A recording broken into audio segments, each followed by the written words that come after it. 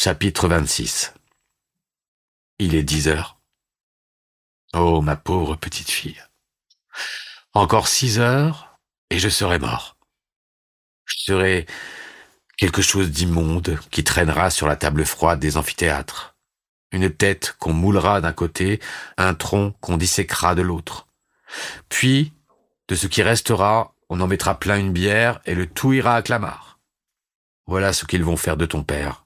Ces hommes, dont aucun ne me hait, qui tous me plaignent et tous pourraient me sauver. Ils vont me tuer. Comprends-tu cela, Marie?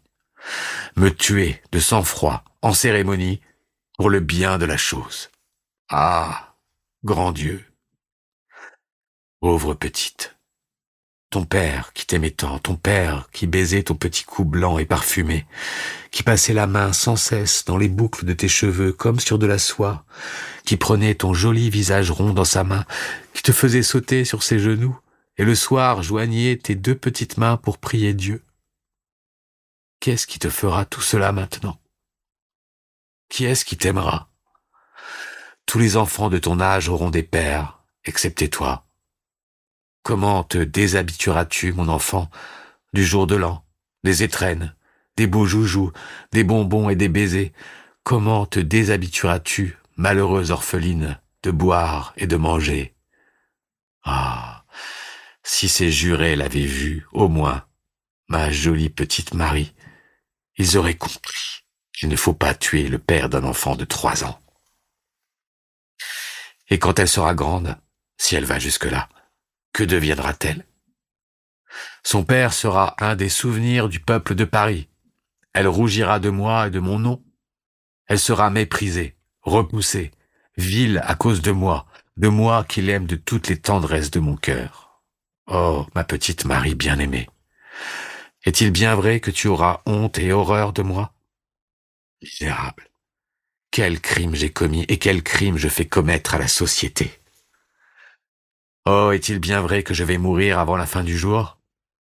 Est-il bien vrai que c'est moi? Ce bruit sourd de cris que j'entends au dehors, ce flot de peuple joyeux qui déjà se hâte sur les quais, ces gendarmes qui s'apprêtent dans leurs casernes, ce prêtre en robe noire, cet autre homme aux mains rouges, c'est pour moi? C'est moi qui vais mourir? Moi, le même qui est ici, qui vit, qui se meut, qui respire, qui est assis à cette table, laquelle ressemble à une autre table et pourrait aussi bien être ailleurs. Moi, enfin, ce moi que je touche et que je sens, et dont le vêtement fait les plis que voilà. Chapitre 27. Encore, si je savais comment cela est fait, et de quelle façon on meurt là-dessus. Mais c'est horrible, je ne le sais pas. Le nom de la chose est effroyable, et je ne comprends point comment j'ai pu jusqu'à présent l'écrire et le prononcer.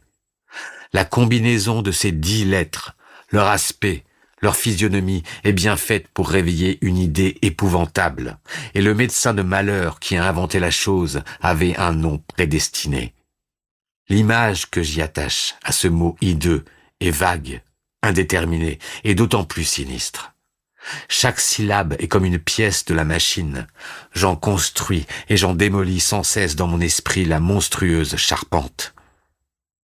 Je n'ose faire une question là-dessus, mais il est affreux de ne savoir ce que c'est, ni comment s'y prendre. Il paraît qu'il y a une bascule et qu'on vous couche sur le ventre. Ah, mes cheveux blanchiront avant que ma tête ne tombe. Chapitre 28. Je l'ai cependant entrevu une fois. Je passais sur la place de Grève, en voiture, un jour vers 11 heures du matin. Tout à coup, la voiture s'arrêta. Il y avait foule sur la place. Je mis la tête à la portière. Une populace encombrait la Grève et le quai, et des femmes, des hommes, des enfants étaient debout sur le parapet. Au-dessus des têtes, on voyait une espèce d'estrade en bois rouge que 3 hommes échafaudaient. Un condamné devait être exécuté le jour même, et l'on bâtissait la machine. Je détournai la tête avant d'avoir vu. À côté de la voiture, il y avait une femme qui disait à un enfant « Tiens, regarde, le couteau coule mal. Ils vont graisser la rainure avec un bout de chandelle. » C'est probablement là qu'ils en sont aujourd'hui. 11 heures viennent de sonner. Il graisse sans doute la rainure. Ah, cette fois, malheureux, je ne détournerai pas la tête. Chapitre 29. Oh, ma grâce, ma grâce, on me fera peut-être grâce? Le roi ne m'en veut pas? Qu'on aille chercher mon avocat, vite, l'avocat. Je veux bien des galères, 5 ans de galères, et que tout soit dit, ou 20 ans, ou à perpétuité avec le fer rouge, mais grâce de la vie. Un forçat, cela marche encore, cela va et vient, cela voit le soleil. Chapitre 30. Le prêtre est revenu. Il a des cheveux blancs, l'air très doux, une bonne et respectable figure. C'est en effet un homme excellent et charitable. Ce matin, je l'ai vu vider sa bourse dans les mains des prisonniers. D'où vient que sa voix n'a rien qui émeuve et qui soit émue? D'où vient qu'il ne m'a rien dit encore qui m'ait pris par l'intelligence ou par le cœur? Ce matin, j'étais égaré. J'ai à peine entendu ce qu'il m'a dit. Cependant, ses paroles m'ont semblé inutiles. Et je suis resté indifférent. Elles ont glissé comme cette pluie froide sur cette vitre glacée. Cependant, quand il est rentré tout à l'heure près de moi, sa vue m'a fait du bien. C'est parmi tous ces hommes le seul qui soit encore homme pour moi, me suis-je dit. Et il m'a pris une ardente soif de bonnes et consolantes paroles. Nous nous sommes assis, lui sur la chaise, moi sur le lit. Il m'a dit « Mon fils ». Ce mot m'a ouvert le cœur. Il a continué. « Mon fils, croyez-vous en Dieu ?» « Oui, mon père, lui ai-je répondu. »« Croyez-vous en la Sainte Église catholique, apostolique et romaine ?» ?»« Volontiers, lui ai-je dit. »« Mon fils, a-t-il repris, vous avez l'air de douter. » Alors il s'est mis à parler. Il a parlé longtemps, il a dit beaucoup de paroles, puis, quand il a cru avoir fini, il s'est levé et m'a regardé pour la première fois depuis le commencement de son discours, en m'interrogeant. « Eh bien ?» Je proteste que je l'avais écouté avec avidité d'abord, puis avec attention, puis avec dévouement. Je me suis levé aussi. « Monsieur, lui ai-je répondu, laissez-moi seul, je vous prie. » Il m'a demandé « Quand reviendrai-je » ? Je vous le ferai savoir. Alors il est sorti sans colère, mais en hochant la tête, comme se disant à lui-même « Un impie. » Non, si bas que je sois tombé, je ne suis pas un impie, et Dieu m'est témoin que je crois en lui. Mais que m'a-t-il dit ce vieillard? Rien de senti, rien d'attendri, rien de pleuré, rien d'arraché de l'âme, rien qui vint de son cœur pour aller au mien, rien qui fut de lui à moi. Au contraire, je ne sais quoi de vague, d'inaccentué, d'applicable à tout et à tous. Emphatique où il eût été besoin de profondeur, plat où il eût fallu être simple, une espèce de sermon sentimental et d'élégie théologique. Ça et là, une citation latine en latin. Saint Augustin, Saint Grégoire, que sais-je. Et puis, il avait l'air de réciter une leçon déjà 20 fois récitée, de repasser un thème, oblitéré dans sa mémoire à force d'être su. Pas un regard dans l'œil, pas un accent dans la voix, pas un geste dans les mains.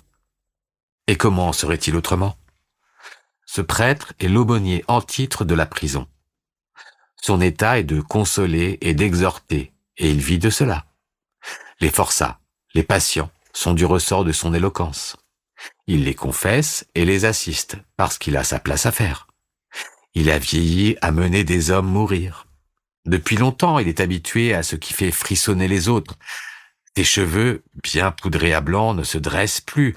Le bagne et l'échafaud sont de tous les jours pour lui. Il est blasé. Probablement, il a son cahier. Telle page les galériens, telle page les condamnés à mort. On l'avertit la veille qu'il y aura quelqu'un à consoler, le lendemain, à telle heure. Il demande ce que c'est, galérien ou supplicié. On relit la page, et puis il vient.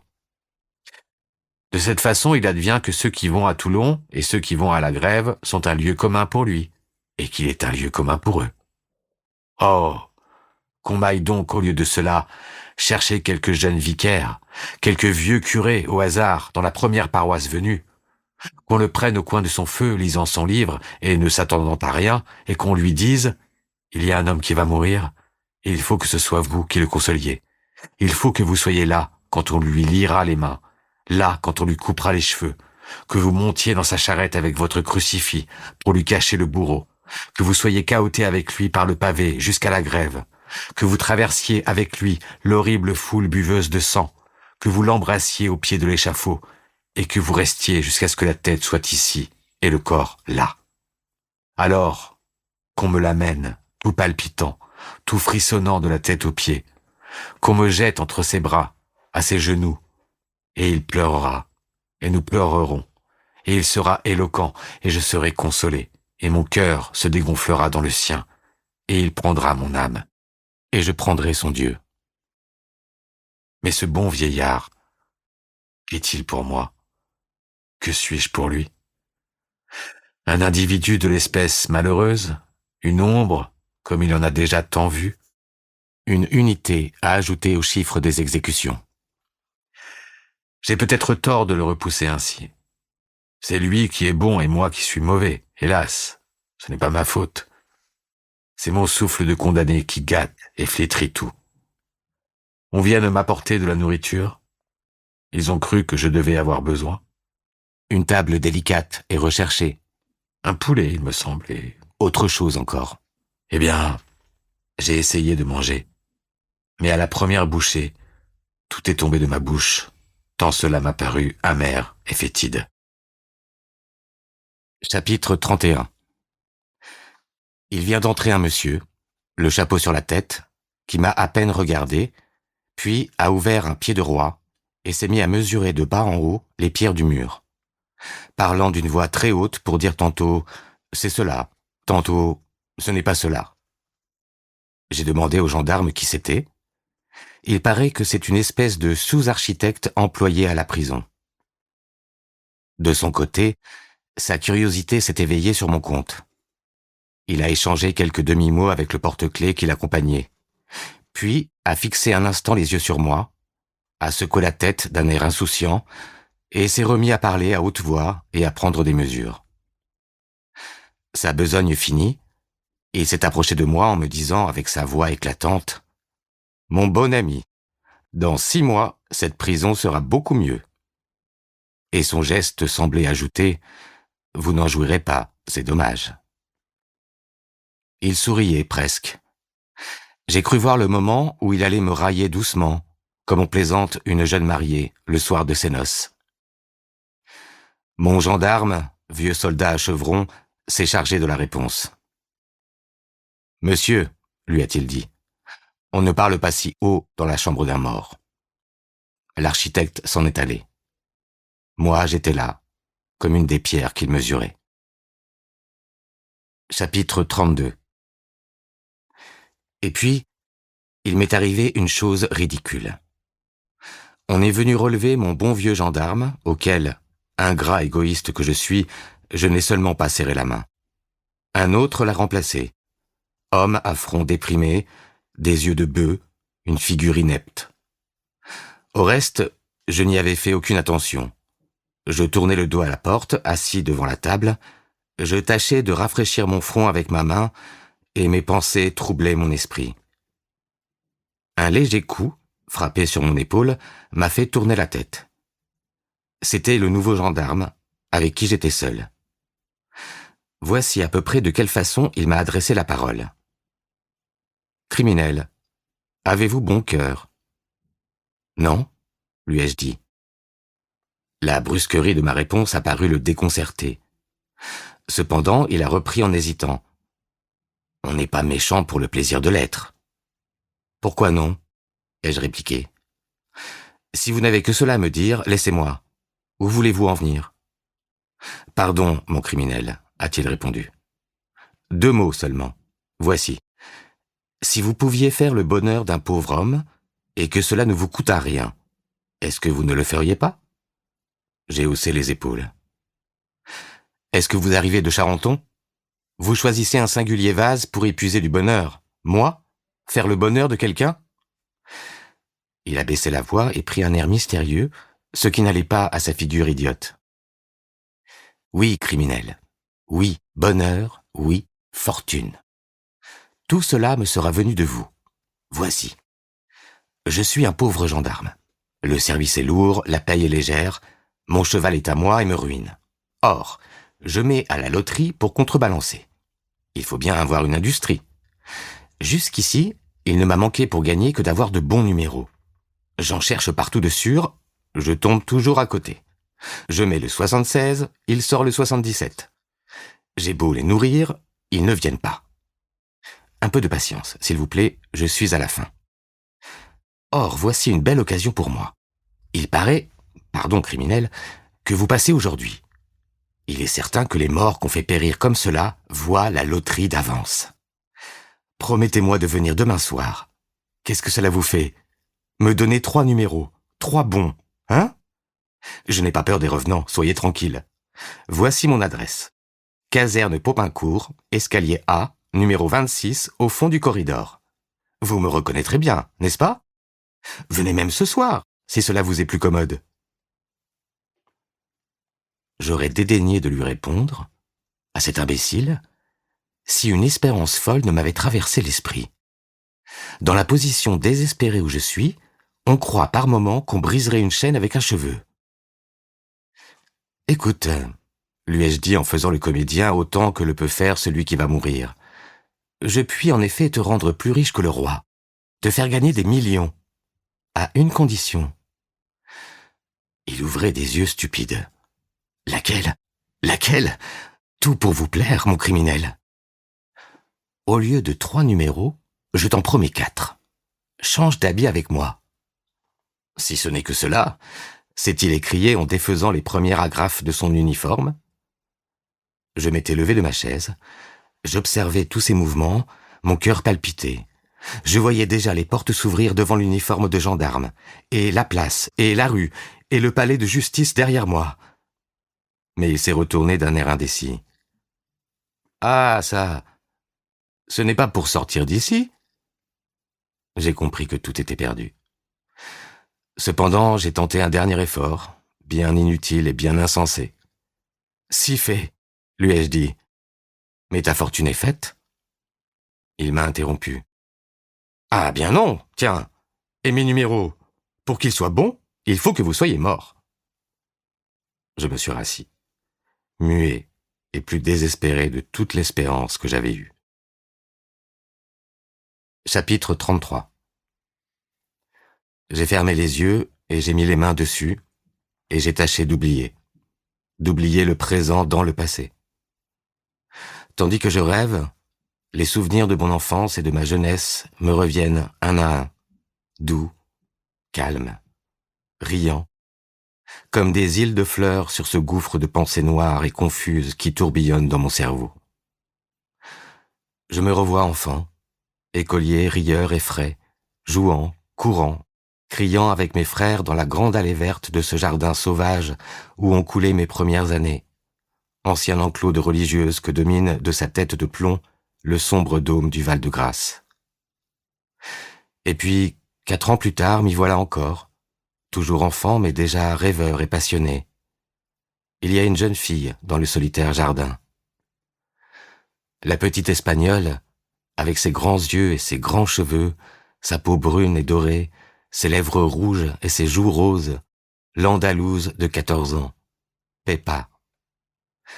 Nos mères nous ont dit d'aller courir ensemble. Nous sommes venus nous promener. On nous a dit de jouer, et nous causons, enfants du même âge, non du même sexe. Pourtant, il n'y a encore qu'un an, nous courions, nous luttions ensemble. Je disputais à Pépita la plus belle pomme du pommier. Je la frappais pour un nid d'oiseau. Elle pleurait, je disais « c'est bien fait ». Et nous allions tous deux nous plaindre ensemble à nos mères, qui nous donnaient tort tout haut et raison tout bas. Maintenant, elle s'appuie sur mon bras, et je suis tout fier et tout ému. Nous marchons lentement, nous parlons bas. Elle laisse tomber son mouchoir, je le lui ramasse. Nos mains tremblent en se touchant. Elle me parle des petits oiseaux, de l'étoile qu'on voit là-bas, du couchant vermeil derrière les arbres, ou bien de ses amis de pension, de sa robe et de ses rubans. Nous disons des choses innocentes, et nous rougissons tous deux. La petite fille est devenue jeune fille. Ce soir-là, c'était un soir d'été, nous étions sous les marronniers, au fond du jardin. Après un de ces longs silences qui remplissaient nos promenades, elle quitta tout à coup mon bras et me dit « Courons ». Je la vois encore. Elle était tout en noir, en deuil de sa grand-mère. Il lui passa par la tête une idée d'enfant. Peppa redevint Pépita. Elle me dit « Courons ». Et elle se mit à courir devant moi, avec sa taille fine, comme le corset d'une abeille, et ses petits pieds qui relevaient sa robe jusqu'à mi-jambe. Je la poursuivis, elle fuyait. Le vent de sa course soulevait par moments sa pèlerine noire et me laissait voir son dos brun et frais. J'étais hors de moi. Je l'atteignis près du vieux puisard en ruine. Je la pris par la ceinture, du droit de victoire, et je la fis asseoir sur un banc de gazon. Elle ne résista pas. Elle était essoufflée et riait. Moi, j'étais sérieux, et je regardais ses prunelles noires à travers ses cils noirs. « Asseyez-vous là, » me dit-elle. « Il fait encore grand jour. Lisons quelque chose. Avez-vous un livre ?» J'avais sur moi le tome second des Voyages de Spallanzani. J'ouvris au hasard, je me rapprochai d'elle. Elle appuya son épaule à mon épaule, et nous nous mîmes à lire chacun de notre côté, tout bas, la même page. Avant de tourner le feuillet, elle était toujours obligée de m'attendre. Mon esprit allait moins vite que le sien. « Avez-vous fini ?» me disait-elle que j'avais à peine commencé. Cependant, nos têtes se touchaient, nos cheveux se mêlaient, nos haleines peu à peu se rapprochèrent, et nos bouches, tout à coup. Quand nous voulûmes continuer notre lecture, le ciel était étoilé. « Oh, maman, maman !» dit-elle en rentrant. « Si tu savais comme nous avons couru !» Moi, je gardais le silence. « Tu ne dis rien, » me dit ma mère. « Tu as l'air triste. » J'avais le paradis dans le cœur. C'est une soirée que je me rappellerai toute ma vie. Toute ma vie. Chapitre 34. Une heure vient de sonner. Je ne sais laquelle, j'entends mal le marteau de l'horloge. Il me semble que j'ai un bruit d'orgue dans les oreilles. Ce sont mes dernières pensées qui bourdonnent. À ce moment suprême où je me recueille dans mes souvenirs, j'y retrouve mon crime avec horreur. Mais je voudrais me repentir davantage encore. J'avais plus de remords avant ma condamnation. Depuis, il semble qu'il n'y ait plus de place que pour les pensées de mort. Pourtant, je voudrais bien me repentir beaucoup. Quand j'ai rêvé une minute à ce qu'il y a de passé dans ma vie, et que j'en reviens au coup de hache qui doit la terminer tout à l'heure, je frissonne comme d'une chose nouvelle. Ma belle enfance, ma belle jeunesse, étoffe dorée dont l'extrémité est sanglante. Entre alors et à présent, il y a une rivière de sang, le sang de l'autre et le mien.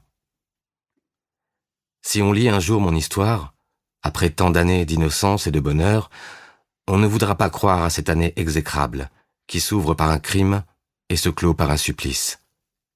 Elle aura l'air dépareillée. Et pourtant, misérables lois et misérables hommes, je n'étais pas un méchant. Oh, mourir dans quelques heures et penser qu'il y a 1 an, à pareil jour, j'étais libre et pur, que je faisais mes promenades d'automne, que j'errais sous les arbres et que je marchais dans les feuilles. Chapitre 35.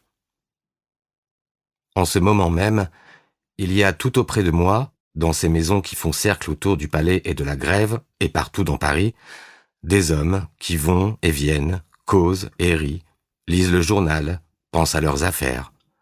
Des marchands qui vendent, des jeunes filles qui préparent leurs robes de bal pour ce soir, des mères qui jouent avec leurs enfants.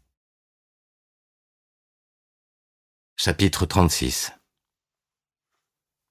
Je me souviens qu'un jour, étant enfant, j'allais voir le bourdon de Notre-Dame. J'étais déjà étourdi d'avoir monté le sombre escalier en colimaçon, d'avoir parcouru la frêle galerie qui lie les 2 tours, d'avoir eu Paris sous les pieds, quand j'entrai dans la cage de pierre et de charpente, où pend le bourdon avec son battant qui pèse 1 millier. J'avançai en tremblant sur les planches mal jointes, regardant à distance cette cloche si fameuse parmi les enfants et le peuple de Paris, et ne remarquant pas sans effroi que les auvents couverts d'ardoises qui entourent le clocher de leur plan incliné étaient au niveau de mes pieds. Dans les intervalles, je voyais, en quelque sorte à vol d'oiseau, la place du parvis Notre-Dame et les passants comme des fourmis.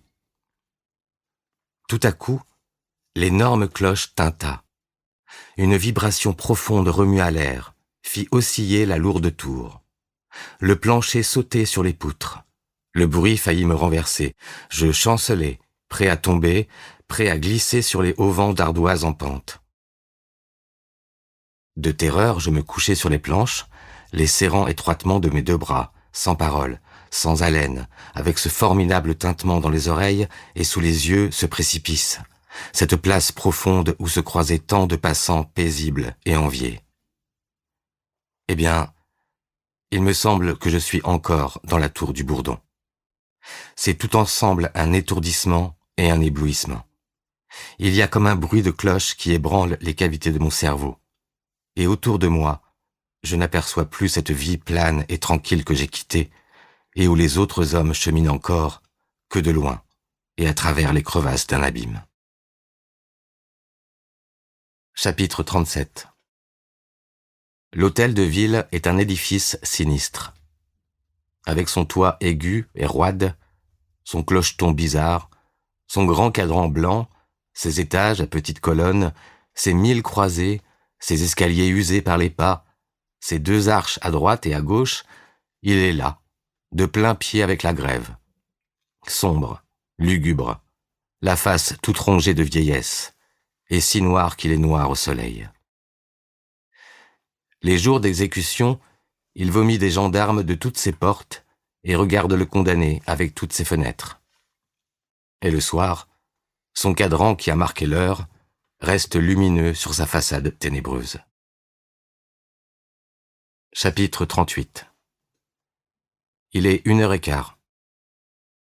Voici ce que j'éprouve maintenant. Une violente douleur de tête, les reins froids, le front brûlant. Chaque fois que je me lève ou que je me penche, il me semble qu'il y a un liquide qui flotte dans mon cerveau et qui fait battre ma cervelle contre les parois du crâne. J'ai des tressaillements convulsifs et de temps en temps, la plume tombe de mes mains, comme par une secousse galvanique. Les yeux me cuisent comme si j'étais dans la fumée. J'ai mal dans les coudes. Encore 2h45 et je serai guéri. Chapitre 39. Ils disent que ce n'est rien, qu'on ne souffre pas, que c'est une fin douce, que la mort de cette façon est bien simplifiée. Eh, qu'est-ce donc que cette agonie de 6 semaines et ce râle de tout un jour? Qu'est-ce que les angoisses de cette journée irréparable qui s'écoule si lentement et si vite? Qu'est-ce que cette échelle de torture qui aboutit à l'échafaud? Apparemment, ce n'est pas là souffrir. Ne sont-ce pas les mêmes convulsions, que le sang s'épuise goutte à goutte ou que l'intelligence s'éteigne pensée à pensée? Et puis, on ne souffre pas, en sont-ils sûrs? Qui le leur a dit? Compte-t-on que jamais une tête coupée se soit dressée, sanglante, au bord du panier et qu'elle ait crié au peuple « Cela ne fait pas de mal ». Y a-t-il des morts de leur façon qui soient venus les remercier et leur dire « C'est bien inventé. Tenez-vous-en là, la mécanique est bonne ». Est-ce Robespierre? Est-ce Louis XVI? Non, rien.